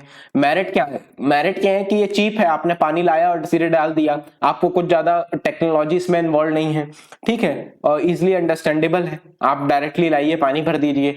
जो वाटर गजलिंग क्रॉप्स हैं जैसे कि राइस है, शुगर केन है, उसके लिए बेनिफिशियल है। लेकिन डीमेरिट्स बहुत ज्यादा है, ठीक है, डीमेरिट्स ज्यादा है। अपन ने देखा था कि इसमें water use efficiency is only 55%, यानी जितना भी आप वाटर यूज कर रहे हैं उसका 55%, 55% बस इस्तेमाल होगा। साथ ही it leads to ecological harm, यहाँ पास वाटर स्टैग्नेशन बना रहेगा, तो यहाँ पास मॉस्किटो का ज्यादा होते हैं। साथ ही जो अगर बहुत लंबे समय तक सॉइल में वाटर बढ़ा रहेगा तो यहाँ पास जो प्रोडक्टिविटी होती है सॉइल की वो भी कम हो जाती है, तो कुछ हार्म होते हैं। तो फ्लड इरिगेशन इतना ज्यादा प्रमोट नहीं किया जाता। इसके अलावा मैनुअल इरिगेशन में क्या है? मैनुअल इरिगेशन में जैसे कि ये टैंक है, टैंक से अपन ने एक बाल्टी ली, बाल्टी से पानी निकाला और लेके गया फील्ड में और डाल दिया जहां भी प्लांट में जरूरत है, इसे बोलेंगे मैनुअल इरिगेशन। इसके अलावा देयर इज बॉर्डर इरिगेशन। रफली आपको पता होना चाहिए, डायरेक्टली पूछ सकते हैं कि what are the types of irrigation, तो आपको लिख पाए 5-6 टाइप, ऐसा ना हो कि आप एक दो तीन ही टाइप लिख पाए बाकी ना बने। बॉर्डर इरिगेशन क्या है? जैसे कि ये फील्ड है, फील्ड के चारों ओर एक फरोख मतलब एक बॉर्डर्स में बॉर्डर बना दिए जाते हैं और यहाँ पास पानी छोड़ दिया जाता है, तो इन बॉर्डर में पानी भर जाता है और धीरे धीरे परकुलेट करता है towards the centre of the field, इसे बोलते हैं border irrigation. Then there is drip system, sprinkler system, these are the type of micro irrigation, अभी अपन डिटेल में देखेंगे। But drip system, sprinkler system क्या है? नाम से पता चल रहा है। ड्रिप सिस्टम में जैसे कि ये एक प्लांट है, ठीक है, ये अपनी क्रॉप्स लगी हुई हैं, तो यहाँ पास एक इस तरीके का सिस्टम होगा कि ये एक पाइप है, यहां से पानी आएगा और एक एक बूंद पानी गिरता जाएगा लंबे समय तक। इससे क्या होता है? इससे यहाँ पास ना तो वाटर बढ़ेगा, साथ ही वाटर आपको कम जरूरत पड़ेगी, वाटर यूज एफिशिएंसी आपकी बढ़ जाएगी, और भी बहुत सारे बेनिफिट होंगे जो अपन अभी देखेंगे। सो ड्रिप सिस्टम। स्प्रिंकलर सिस्टम में क्या होता है? जैसे एक क्रॉप है, यहाँ पास आपका एक यहाँ से पाइप से पानी आएगा, यहाँ एक स्प्रिंकलर होगा जो कि ऐसे पूरा पानी स्प्रिंकल कर देगा आसपास। इसमें इसके भी लगभग ड्रिप सिस्टम जैसे ही बेनिफिट्स होते हैं, है ना, वाटर कम लगेगा आपका और वाइड एरिया में आप आसपास की सारी क्रॉप्स को लगभग इक्वल वाटर मिलेगा, बहुत सारे बेनिफिट लिख सकते हैं। अब एक सब सरफेस इरिगेशन है। सब सरफेस में क्या होता है? सब सरफेस में नाम से पता चल रहा है ये क्रॉप्स लगी हैं, तो यहाँ नीचे ये सॉइल है, नीचे सॉइल के नीचे एक वो होगा पाइप, और यहाँ पास से डायरेक्टली वो रूट को एक एक बूंद या जैसे भी होगा पानी सप्लाई करेगा, डायरेक्टली रूट्स को पानी जाएगा, इसे बोलते हैं सब surface irrigation. Then there is central pivot system. Central pivot system में क्या होता है, एक सेंट्रल पाइवट होता है, यहाँ पास ये क्रॉप्स लगी हैं, एक सेंट्रल पाइवट होगा जो कि इस तरीके से घूमेगा और आसपास के सारे एरिया में पानी डिस्ट्रीब्यूट करेगा। मेनली ये सर्कुलर फॉर्म में डिस्ट्रीब्यूट करता है, ठीक है। यहाँ पास ये पाइप है, यहाँ से पानी का सोर्स है जो गोल गोल घूम घूम के सेंट्रल में प्रेजेंट होगा और आसपास के एरिया को पानी देगा, इसे बोलते हैं सेंट्रल पाइवट सिस्टम। तो ये कुछ सिस्टम थे जो आपको पता होने चाहिए, अगर डायरेक्टली पूछ ले तो आप लिख पाए कि एटलीस्ट नाम और वो क्या होते हैं। अब अपन अपना मेन टॉपिक देखते हैं जो कि बहुत ज्यादा इंपॉर्टेंट है, विच इज माइक्रो इरिगेशन। ये आपको बनना ही चाहिए, इस पर क्वेश्चन आते रहते हैं, आगे भी आने के चांसेस ज्यादा है। इसमें आ जाता है ड्रिप सिस्टम, स्प्रिंकलर सिस्टम, ये दोनों तो अपन ने देख लिए हैं। इसके अलावा देयर इज रेन गन, ठीक है, रेन गन भी सेम होती है, पानी जैसे बरसता है ना उसी तरीके से एक सिस्टम होता है जो कि पानी बरसने की जैसे वाटर सप्लाई करता है। Then there is porous pipe system, pipe होगा उसमें छोटे छोटे पोर्स होंगे, उसके थ्रू वाटर सप्लाई होगा। तो ये और भी तरीके के होते हैं। तो this are some types of micro irrigation, specially drip और स्प्रिंकलर तो आपको याद ही रखना है, साथ ही ये भी आप लिखने के लिए याद रख सकते हैं, rain gun, porous pipe system etcetera. अब इसके एडवांटेज क्या है, it increases the water use efficiency, as we have seen 90% होती है माइक्रो इरिगेशन के केस में वाटर यूज इफिशियंसी। तो वाटर यूज इफिशियंसी बहुत ज्यादा बढ़ जाती है।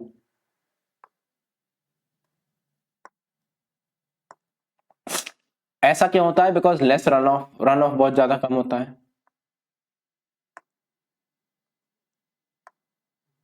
ठीक है, रन ऑफ कम होता है, एवापोरेशन कम होता है, वाटर लॉगिंग नहीं होती। बेसिकली आप स्प्रिंकलर और ड्रिप सिस्टम का मेन वो क्या है कि आप कम पानी सप्लाई कर रहे हैं, कम इन द सेंस जितना जरूरत है उतना ही एग्जैक्ट एरिया में सप्लाई कर रहे हैं, जिससे कि जो पानी रन ऑफ है, रन ऑफ यानी कि आपने जैसे फ्लड इरिगेशन में पानी छोड़ दिया तो थोड़ा यूटिलाइज होगा, बाकी पूरा बह जाता है, ये नहीं होगा।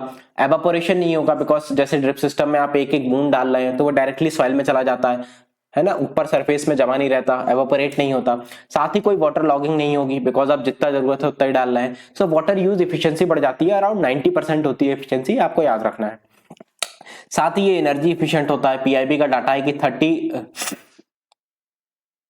एनर्जी इफिशिएंट कैसे होता है, because it need 31% less water, ठीक है, 31% लेस वाटर जरूरत होता है। अब वाटर की अगर जरूरत कम है तो डेफिनेट सी बात है उसे सप्लाई करने के लिए जो एनर्जी लगेगी वो भी तो कम लगेगी, तो एनर्जी इफिशिएंट होता है।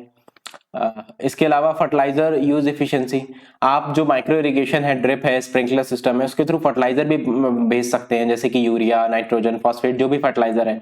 पीआईबी का डाटा है कि 40% ऑफ फर्टिलाइजर सेविंग ये करा देता है। It has potential to supply fertilizer directly to the roots in the optimum dose, और इसे फर्टिगेशन बोलते हैं। इस पर क्वेश्चन भी आया, सर प्रीलिम्स में आया था कि फर्टिगेशन क्या होता है, किस इसके बेनिफिट या नुकसान क्या है, ऐसा कुछ आया था, है ना। तो आपको अगर इसका मतलब पता हो कि फर्टिगेशन यानी कि आप इरिगेशन के थ्रू ही, माइक्रो इरिगेशन के थ्रू ही फर्टिलाइजर को डायरेक्टली भेज रहे हैं towards the roots and you are giving optimum dose, जिससे कि फर्टिलाइजर का वेस्टेज कम होगा और 40% सेविंग हो जाती है। क्रॉप प्रोडक्ट, इन सब वजहों से क्रॉप प्रोडक्टिविटी बढ़ जाती है, around 45% rise in crop productivity. ये सारे डाटा पीआईबी के हैं, ठीक है। It helps in doubling the farmer income, कौन सी कंपनी ने कहा था, दलवाई कंपनी ने। जब भी आप लिखें फार्मिंग इनकम डबल करनी है तो आप ये कंपनी का नाम लिख दें, दलवाई कंपनी ने कहा था कि 40 और है ना, ठीक है। So micro irrigation will help in doubling the farmers income 48%, it lead to 48% rise in farmer income. कैसे, by reducing the fertilizer wastage, by leading to energy efficiency, by leading to water use efficiency, by increasing the crop productivity। इन सब वजह से जो farmer की income है वो बढ़ जाती है, अराउंड 48% बढ़ जाती है। इसके अलावा it has also potential to reduce the weed growth. अब बाकी है ना, जैसे कि ड्रिप सिस्टम है, जैसे कि ये प्लांट है, ये ड्रिप सिस्टम डायरेक्टली पानी कहाँ है, पाइप के थ्रू आया, डायरेक्टली जो सॉइल में डाल रहा है। तो जो ऊपर है, जो लीव्स वगैरह हैं जो क्रॉप की, वहां पास पानी नहीं जाता, तो यहाँ पर जो वीड के इन्फेस्टेशन है, ह्यूमिडिटी कम हो जाती है इनमें, जिससे कि वीड के इन्फेस्टेशन है या फंगस इन्फेक्शन है वो उनके चांस कम हो जाते हैं। इसके अलावा they also help in new crop introduction. अगर आप इन सिस्टम को यूज कर रहे हैं, माइक्रो इरिगेशन के सिस्टम को, तो इससे आप और आपको स्पेसिंग थोड़ी ज्यादा अच्छी हो जाती है, जिससे कि आप नए क्रॉप्स को इंट्रोड्यूस कर सकते हैं। प्रिसीजन एग्रीकल्चर को प्रमोट करता है, ये एक इंपॉर्टेंट पॉइंट है। प्रिसीजन एग्रीकल्चर कैसे, जैसा कि अपन ने देखा कि फर्टिलाइजर को एग्जैक्टली वहीं भेजता है जहां जरूरत होती है। जैसे कि आप पोरस पाइप सिस्टम है, एक टाइप का माइक्रो इरिगेशन, ठीक है, पोरस पाइप सिस्टम। इसमें क्या है ये क्रॉप्स है, ठीक है, ये क्रॉप्स है, ये सॉइल है, ये पोरस पाइप है। तो ये डायरेक्टली पोर आप वहां बनाएंगे जहां आप क्रॉप उगा रहे हैं, तो ये डायरेक्टली क्या हो गया, ये एक तरह का प्रिसीजन फार्मिंग हो गई कि आपको जहां जरूरत है, जितनी जरूरत है, आप डायरेक्टली वहीं भेज रहे हैं। इससे सारे फायदे होते हैं ना, इससे ऊपर के सारे फायदे प्रिसीजन फार्मिंग से होते हैं। और इंफ्रास्ट्रक्चर जो लगता है, मतलब जो माइक्रो इरिगेशन का इंफ्रास्ट्रक्चर है, it can be developed in very short time. और जो आपको डैम्स है या कैनाल्स हैं और जो मोड्स ऑफ इरिगेशन है, उनको डेवलप करने में काफी समय लगता है ना। ऑल्दो ये सोर्स ऑफ इरिगेशन है, बट इनको डेवलप करने में काफी समय लगता है। लेकिन जो माइक्रो इरिगेशन का इंफ्रास्ट्रक्चर है, वो मतलब उसी एरिया में डेवलप करना है तो बहुत जल्दी डेवलप हो जाता है। तो ये कुछ बेनिफिट्स हो गए, आपको स्पेशली डाटा याद रखने हैं, ठीक है, कि इतने % लेस वाटर यूज करता है, 90% वाटर एफिशिएंसी होती है, 45% water saving, fertigation, increasing the productivity, increasing the farmer income, ठीक है। ये चीजें आपको याद रखनी है, प्रिसीजन फार्मिंग, ये कुछ चीजें हैं जो आपको याद रखनी है। आप इन डाटा को कोट करेंगे तो ही आपको अच्छे मार्क्स मिलेंगे। इसके अलावा चैलेंजेस क्या है माइक्रो इरिगेशन के, इनिशियल कॉस्ट बहुत ज्यादा होती है और इंडिया में around 85% farmers small and marginal है। एक सेकंड, सर्दी हो गई मुझे थोड़ी। तो 85% जो फार्मर्स हैं वो स्मॉल एंड मार्जिनल है। तो ये इतनी ज्यादा इनिशियल कॉस्ट नहीं वो इसका बर्डन सह पाते, और इनिशियल कॉस्ट ज्यादा होने की वजह से माइक्रो इरिगेशन का अडॉप्टेशन बहुत कम है। Also there is decline in the size of land holding, 1.08 hectare है लगभग, अकॉर्डिंग टू पिछला जो एग्रीकल्चर सेंसस हुआ था 2015-16 में, उसके अकॉर्डिंग अराउंड कितनी है, 1.08 हेक्टेयर है एग्रीकल्चर लैंड। अब एग्रीकल्चर लैंड कम होने से क्या होता है, अब आपने माइक्रो इरिगेशन का आपने इंफ्रास्ट्रक्चर में बहुत रुपए खर्च कर दिए, लेकिन आपके पास लैंड तो थोड़ी सी है, तो आपको कुछ बड़ा फायदा थोड़ी होगा। उतनी सी लैंड में क्या प्रोडक्टिविटी बढ़ेगी, जब आपके पास बड़ी होगी लैंड तभी तो आप ज्यादा एक्सपेंडिचर कर पाएंगे और ज्यादा आपकी प्रोडक्टिविटी मास स्केल में बढ़ पाएगी। तो ये एक वजह है, there is declining size of land holding. Then there is energy crisis. अपन ने माइक्रो इरिगेशन देखा, उसमें ड्रिप सिस्टम, स्प्रिंकलर सिस्टम देखा, ये पावर को तो बचाते हैं बिकॉज वाटर यूज कम कर देते हैं, बट इनको ऑपरेट करने के लिए क्या जरूरत होती है, कंटिन्यूअस पावर चाहिए, ठीक है। फ्लड इरिगेशन में नहीं चाहिए, फ्लड इरिगेशन में आपने पानी लाया और छोड़ दिया, उसमें आपने मैनुअल इरिगेशन में बाल्टी से पानी लाया और डाल दिया, तो इन सब इरिगेशन मेथड में पावर नहीं चाहिए। बट ये जो माइक्रो इरिगेशन में है, इस पर कंटिन्यूअस पावर चाहिए। लेकिन there are the power outages and interruptions होते रहते हैं, specially in the rural area जहां पास कल्टीवेशन ज्यादा होता है, तो इनको ऑपरेट करने में दिक्कत होती है माइक्रो इरिगेशन सिस्टम में। They also require technical support to install, operate and to maintain, ठीक है। आपको इंस्टॉल करना है तो भी आपको खुद नहीं कर पाएंगे, आप टेक्निकल सपोर्ट चाहिए।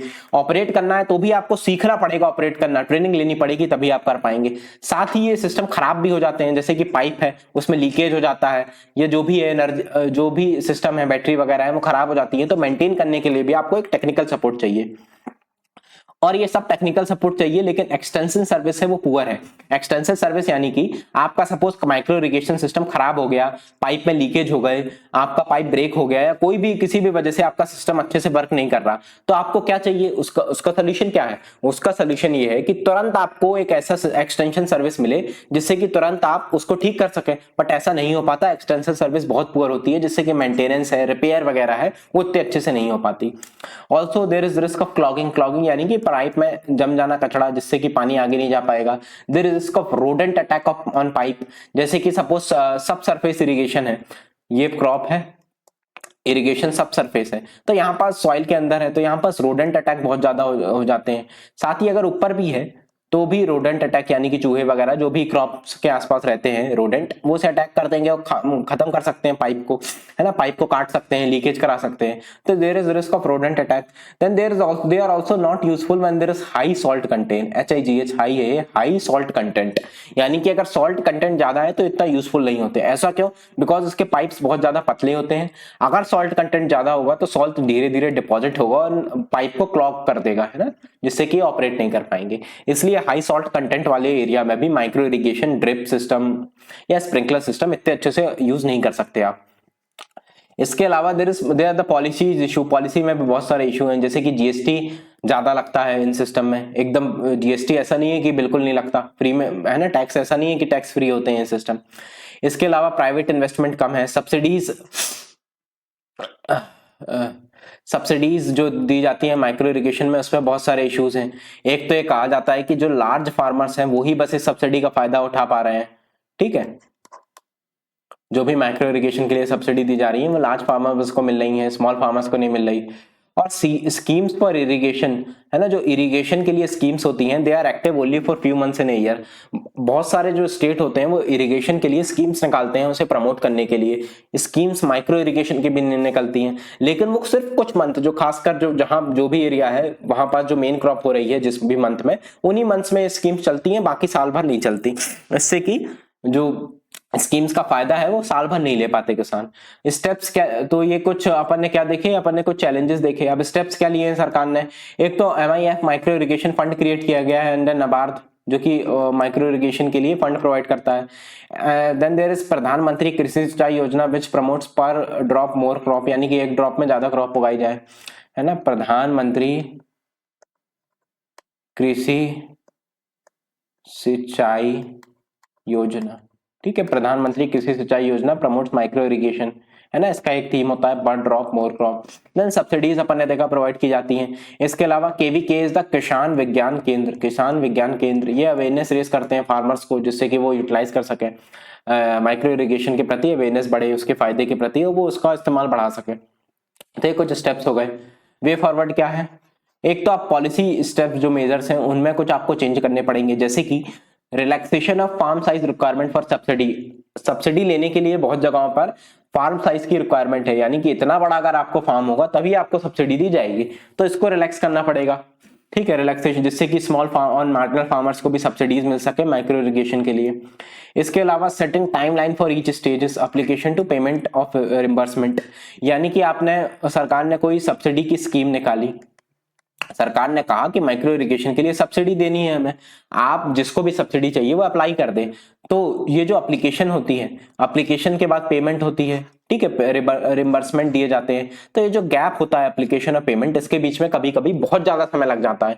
तो इस समय को कम करने की जरूरत है। कैसे कम होगा? आपको एक टाइमलाइन सेट करनी होगी सारे स्टेजेस के लिए, एप्लीकेशन, फिर एप्लीकेशन की प्रोसेसिंग, उसके बाद रिम्बर्समेंट ऑफ द सब्सिडीज, इन सब के लिए आपको टाइमलाइन सेटअप करनी होगी, जिससे कि समय से किसानों को सब्सिडी मिल सके और माइक्रो इरिगेशन का यूटिलाइजेशन बढ़ सके। इसके अलावा आप सब्सिडी, अगर सब्सिडी में दिक्कत हो रही है, then you can give direct benefit transfer, यानी कि डायरेक्टली आप पैसा दे दीजिए किसान को, साथ ही आप अवेयरनेस रेस करिए माइक्रो इरिगेशन की। इन दोनों से क्या होगा? किसान के पास पैसा आ जाएगा थ्रू डायरेक्ट बेनिफिट ट्रांसफर, किसान विज्ञान केंद्र उनका अवेयरनेस बढ़ा देंगे, तो वो फॉर माइक्रो इरिगेशन, तो वो डायरेक्टली खुद ही माइक्रो इरिगेशन सिस्टम लगा सकते हैं। इसके अलावा there need to be SPV is special purpose vehicle for speedy implementation of micro irrigation scheme.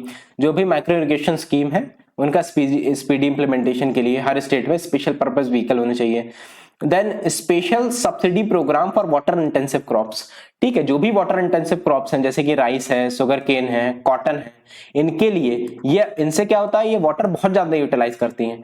ऐसा कहा जाता है कि अराउंड 60% ऑफ वाटर जो भी एग्रीकल्चर में यूटिलाइज होता है वो सिर्फ ये दो क्रॉप यूटिलाइज कर लेती है, राइस और शुगर केन। ये नीति आयोग का डाटा है, ठीक है। तो यही क्रॉप बहुत ज्यादा वाटर यूटिलाइज कर रहे हैं। तो अगर आपको वाटर का यूटिलाइजेशन वेस्टेज कम करना है तो क्या करना होगा? इन्हीं क्रॉप को माइक्रो इरिगेशन के अंडर लाना होगा। तो यही यहां लिखा है कि डिफरेंशियल सब्सिडी देनी पड़ेगी आपको फॉर वाटर, नहीं, स्पेशल सब्सिडी देनी पड़ेगी आपको फॉर वाटर इंटेंसिव क्रॉप, जिससे कि वाटर इंटेंसिव क्रॉप्स की को माइक्रो इरिगेशन के अंदर कवर किया जाए और वाटर का वेस्टेज कम किया जाए। इसके अलावा there is need of differential subsidy for water scarce and water abundant area. जो भी वाटर स्कार्स एरिया है वहां पास सब्सिडी ज्यादा देनी होगी, जिससे कि माइक्रो जो भी कम वाटर अवेलेबल है उसका एफिशिएंट यूटिलाइजेशन किया जा सके। और इनको डिफरेंशिएट करना होगा फ्रॉम वाटर अबंडेंट एरिया। अगर किसी एरिया में वाटर बहुत ज्यादा है तो वहां तो फिर भी वेस्टेज तो कहीं नहीं होना चाहिए, बट वहां फिर भी थोड़ा बहुत चल जाएगा। लेकिन अगर कहीं जगह वाटर है ही नहीं, उसको भी आप वेस्ट कर देंगे तो फिर उसकी बहुत दिक्कत होती है। इसीलिए कहा गया कि आपको डिफरेंशियल सब्सिडी का आप प्रोग्राम सोच सकते हैं for water scarce area. Water scarce area में आप अलग से अच्छी ज्यादा सब्सिडी दें, जिससे कि ज्यादा माइक्रो इरिगेशन अडॉप्ट हो सके। तो ये कुछ पॉलिसी मेजर्स थे, आपको याद रखने होंगे। स्पेसिफिक चीजें हैं, आपको एग्जाम के समय याद नहीं आएंगी खुद से। इसके अलावा there is need to expand the scope of micro irrigation by reducing the initial capital cost. मैंने कहा था इनिशियल एक्सपेंडिचर ज्यादा लगता है, तो उसको कॉस्ट को कम करिए। Share of water from each irrigation source like dams and dams and reservoirs to micro irrigation. जो भी डैम्स है, रिजर्वॉयर्स है, these are the sources of water, ठीक है, जो भी सोर्सेज हैं इनसे share of water of each irrigation source must be reserved, ठीक है, must be reserve for micro irrigation. यानी कि माइक्रो इरिगेशन में यानी कि जो भी डैम्स और रिजर्वायर से वाटर यूटिलाइज हो रहा है इरिगेशन में, उसका एक स्पेसिफिक परसेंटेज सिर्फ माइक्रो इरिगेशन के लिए यूज होना चाहिए। इसके अलावा अपन ने मैंने देखा आप जनरल पॉइंट लिख सकते हैं, अवेयरनेस फैलानी है। आप कोई भी सपोज आप कहीं भी जनरल पॉइंट लिख रहे हैं जैसे कि अवेयरनेस फैलानी है, तो आप उसको एग्जाम में स्पेसिफिक कैसे बनाएंगे? स्पेसिफिक बनाएंगे, you can write awareness via किसान विज्ञान केंद्र, ई किसान, एम किसान, एटसेट्रा, इस तरीके से लिख सकते हैं और इसको आप अंडरलाइन कर दें तो ये आपके आंसर को स्पेसिफिक बना देता है। आपने ये बस नहीं लिखा कि अवेयरनेस फैलानी है, आपने ये भी बता दिया कि किस तरीके से फैलानी है, आप किस तरीके से ई टेक्नोलॉजी या किस तरीके से आप इंस्टीट्यूशंस का यूज कर सकते हैं to raise awareness. Then maintenance service अच्छी होनी चाहिए, जैसे कि मैंने बताया कि एक्सटेंशन सर्विस है, जो मेंटेनेंस की रिपेयर की सर्विसेज हैं वो इतनी अच्छी नहीं होती, जिससे इसका अगर एक बार खराब हो गए तो रिपेयर नहीं हो पाते, तो ये सर्विसेज अच्छी होनी चाहिए। साथ ही there is need to promote PIM which is the participatory irrigation management. ये क्या होता है ये अपन आगे देखेंगे, यहाँ पास अगले टॉपिक में यहाँ पास देखेंगे अपन, ठीक है, ये है अगला टॉपिक, ये अपन देखेंगे। इसके पहले आप जनरलाइज्ड वे फॉरवर्ड देख लेते हैं फॉर इरिगेशन। जैसे कि अपन ने जनरल इश्यूज देखे थे, ऐसे ही अपन जनरल वे फॉरवर्ड देख रहे हैं। तो वे फॉरवर्ड क्या होगा? जितने भी वे फॉरवर्ड अपन ने माइक्रो इरिगेशन में देखे आप सारे लिख सकते हैं in the way forward of irrigation. ये सारे जो अपन ने देखे ये आप सारे लिख सकते हैं, सारे इन द सेंस जो भी आपको याद आए 3-4 वो लिख सकते हैं। एक सेकंड बस, एक सेकंड। हाँ,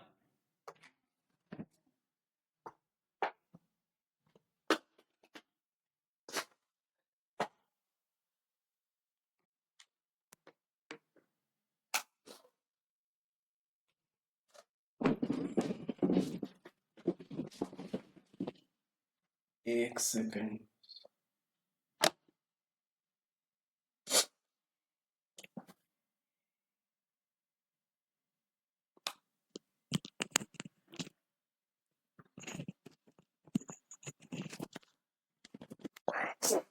तो अपन क्या देख रहे थे? अपन देख रहे थे वे फॉरवर्ड फॉर इरिगेशन। इसमें अपन ने मैंने बताया कि आपको याद ना आए तो आप सारे वे फॉरवर्ड ऑफ माइक्रो इरिगेशन लिख सकते हैं। इसके अलावा आपको ये चीजें लिखनी ही है, जितने भी अपन ने वे फॉरवर्ड या नीड पढ़ी थी ना, अपन ने टैंक सिस्टम में देखा था कि अपन को क्या कर देना चाहिए, कैनाल सिस्टम में देखा था, वेल में और ट्यूबवेल में देखा था, तो ये सारी नीड आप यहाँ लिख सकते हैं the way forward of irrigation. इसके अलावा कुछ स्पेसिफिक टर्म्स आप यूज कर सकते हैं, जैसे there is need to move from crop productivity towards the water productivity. Crop productivity से पे जो फोकस है उसको ऑल्सो उसको शिफ्ट करना होगा टुवर्ड्स वाटर प्रोडक्टिविटी, यानी कि जितना भी आप वाटर यूज कर रहे हैं उससे प्रोडक्टिविटी ज्यादा हो।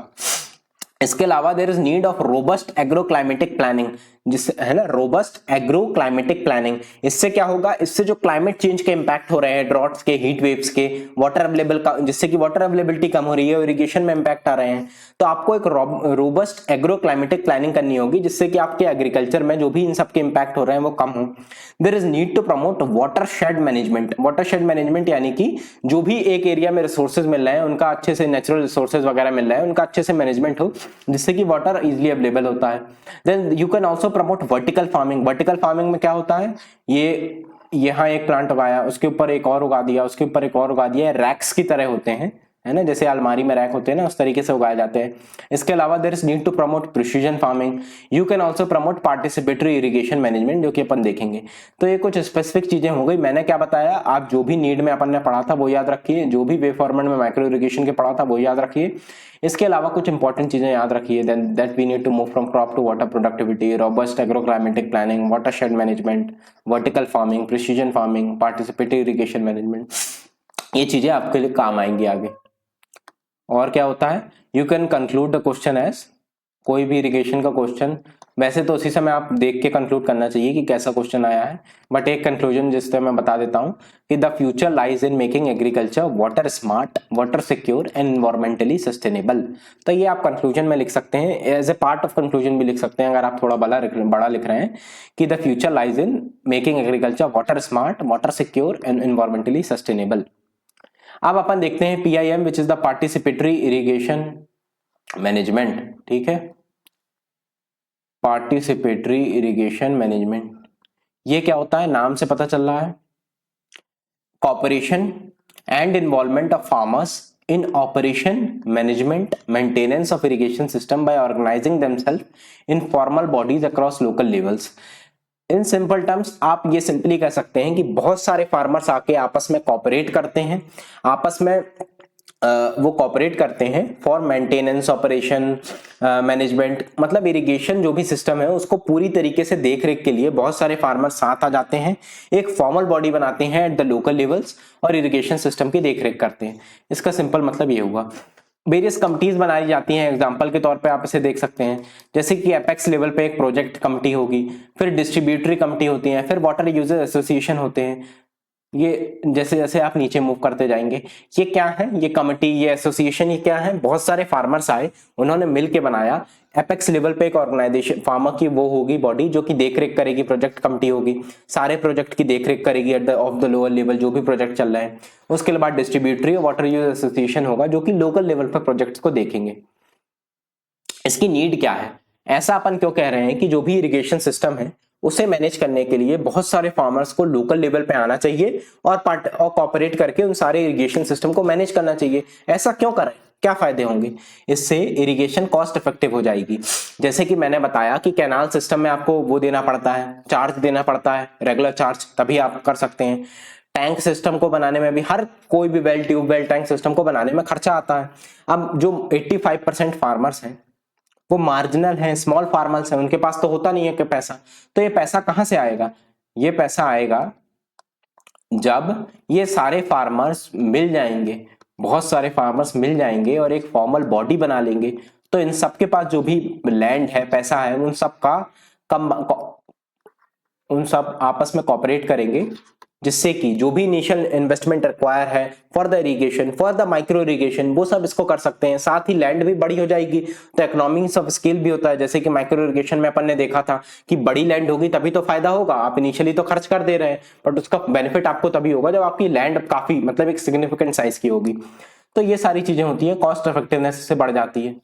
इसके अलावा इजी ऑपरेशन एंड मेंटेनेंस, आप कोई भी सिस्टम खराब हो गया तो आपके पास फार्मर की अगर एक फॉर्मल बॉडी है देखरेख करने की, मेंटेनेंस करने की, तो उसके पास वो स्पेसिफिकली मेंटेनेंस पे, मैनेजमेंट पे फोकस कर पाएगी इरिगेशन सिस्टम के, साथ ही उसके पास फंड भी मैनेज अवेलेबल होगा टू रिपेयर द सिस्टम।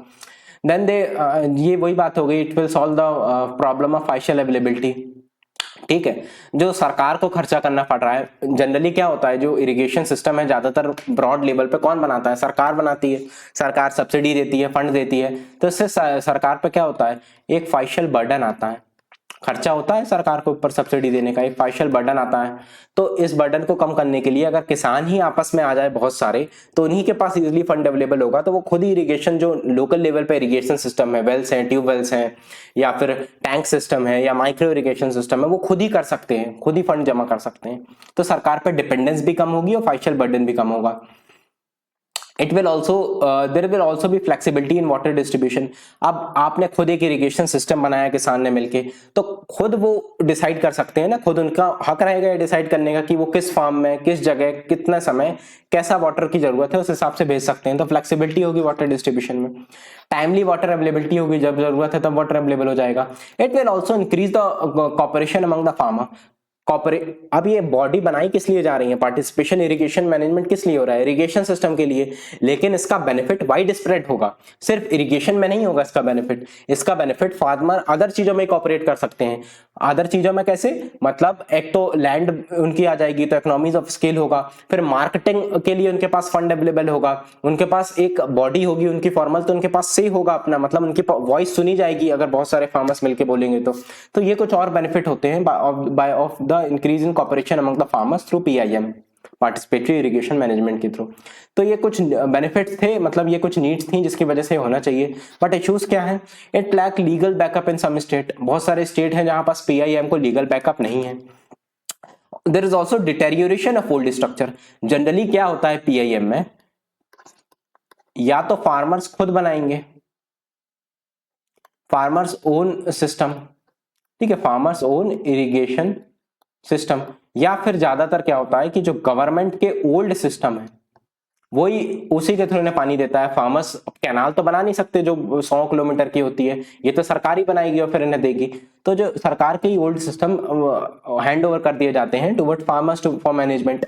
लेकिन जो ओल्ड स्ट्रक्चर है इनका डिटेरियोरेशन हो चुका है, there is leakage, seepage, siltation, weed infestation, this hinders the take over by farmer. ये जो ओल्ड सिस्टम है ये इनका मैनेजमेंट अच्छे से ना होने के कारण ये खुद ही इतने खराब हो चुके हैं कि जो फार्मर्स को देते हैं तो फार्मर्स को पहले खुद खर्चा करना पड़ता है इन्हें सही करने में, तो उनका फायदा की जगह नुकसान हो जाता है। And this hinders the take over of this irrigation system by the farmers and this will reduce the chances of PIM, participatory irrigation management.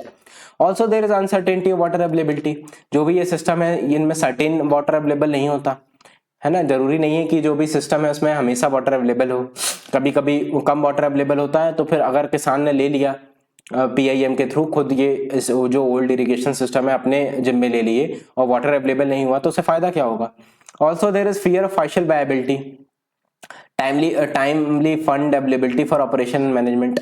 जो भी आपने फार्मर्स ने जो भी ये सिस्टम ले लिए इरिगेशन सिस्टम, अब ये खराब होंगे समय के साथ, रिपेयर करना पड़ेगा, उनको ऑपरेशन में खर्चा आएगा, मैनेजमेंट में खर्चा आएगा। तो इस पे वैसे तो किसकी जिम्मेदारी है? सरकार की जिम्मेदारी होती है, लोकल जिसका भी फार्मर है अगर कोई उसका खुद का है तो उसकी जिम्मेदारी होती है। लेकिन इस केस में किसकी जिम्मेदारी है? इस केस में उन सारे फार्मर्स की मिलकर जिम्मेदारी होगी।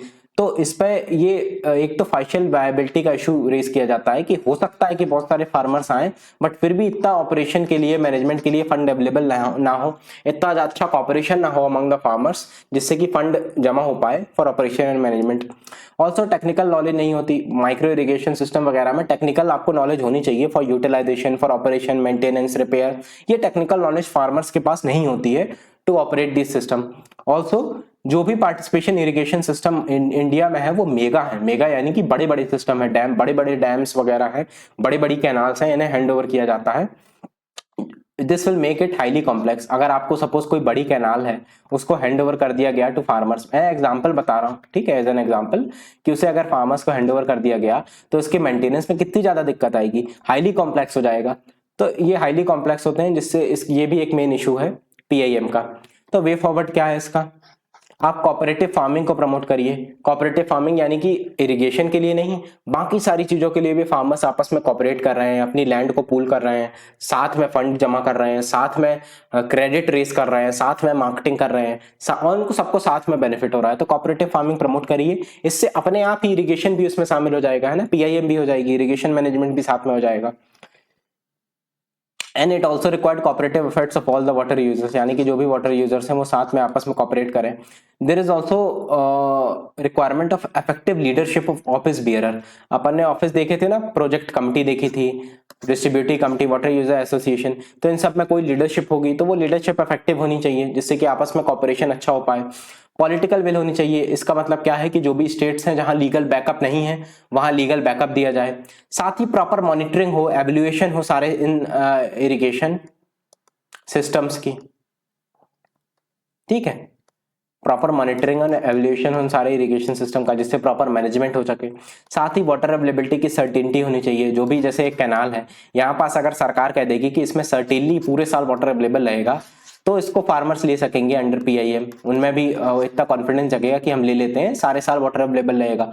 अब सपोज कोई भी स्ट्रक्चर इनको दे दिया गया, यहाँ वाटर अवेलेबल ही नहीं है सारे साल, तो इन्हें फायदा क्या होगा? इन्हें नुकसान हो जाएगा अल्टीमेटली, है ना। जो खर्चा ये करेंगे मेंटेनेंस ऑपरेशन में या इसको एक्वायर करने में उसका उतना फायदा नहीं हो पाएगा। तो आपको सर्टेनिटी ऑफ वाटर अवेलेबिलिटी होनी चाहिए। साथ ही फ्लेक्सिबिलिटी ऑफ यूज होना चाहिए कि जो भी पीआईएम के अंदर फार्मर्स आते हैं उनके पास अपनी विल हो, अपना वो हो, क्या कह सकते हैं, अपनी ओनरशिप हो, जिससे कि वो कभी भी फ्लेक्सिबल हो, कभी भी इसको यूटिलाइज कर सके। जो आपका इरिगेशन सिस्टम का पानी है वो अलग अलग फील्ड में जितना भी वो चाहे, जब भी वो चाहे, इतनी उनके पास पावर अथॉरिटी होनी चाहिए कि वो यूटिलाइज कर सके।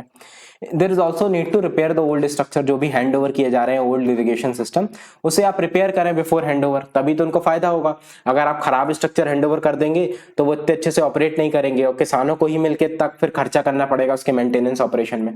तो आप पहले उन्हें रिपेयर करिए सरकार और फिर ही हैंड ओवर करें, जिससे कि बेनिफिट हो सके किसानों को।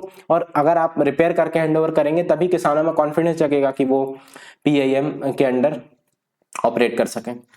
तो ये कुछ टॉपिक थे इरिगेशन के। अपन ने इरिगेशन में क्या देखा, क्या क्या देख लिया अपन ने देखा what is the need of irrigation, what are the issues of irrigation, we have seen the types of irrigation on the basis of source and on the basis of mode of irrigation, है ना, किस तरीके से आप water supply कर रहे हैं। इसके बाद अपन ने देखा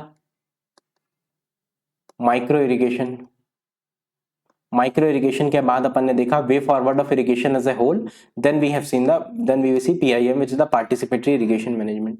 तो ये सारे टॉपिक इंपॉर्टेंट है। इसमें सबसे इंपॉर्टेंट अगर मैं देखूं तो यही है माइक्रो इरिगेशन, ठीक है, सबसे इंपॉर्टेंट यही है माइक्रो इरिगेशन। इसके अलावा नीड, इश्यूज और वे फॉरवर्ड तो आपको पता ही होना चाहिए, साथ ही टाइप्स का भी और PIM का भी आपको ब्रॉड आइडिया होना चाहिए, बिकॉज ये थोड़ी स्पेसिफिक चीजें हैं और अगर इस पर क्वेश्चन आया और आपको बिल्कुल आइडिया नहीं हुआ तो आप लिख नहीं पाएंगे। जैसे टाइप्स पे आया, आपको टाइप्स पर अगर रफ आइडिया नहीं होगा कि कौन कौन से टाइप्स होते हैं या कौन कौन सोर्स के बेसिस पे या दूसरे बेसिस पे, सप्लाई के बेसिस पे, तो आप इतना अच्छा आंसर नहीं लिख पाएंगे। तो आज का लेक्चर यहीं कंप्लीट होता है। अगर आपको कोई दिक्कत हो, मतलब लेक्चर में मैं जिस तरीके से बता रहा हूँ, अगर आपको उसमें कोई मेथड इतनी अच्छी नहीं लग रही या आपको कोई भी इशू हो या आप कोई और टॉपिक चाहते हो कि जो मैं कवर करूँ, तो आप प्लीज कमेंट सेक्शन पे बताएं। Thank you all for watching.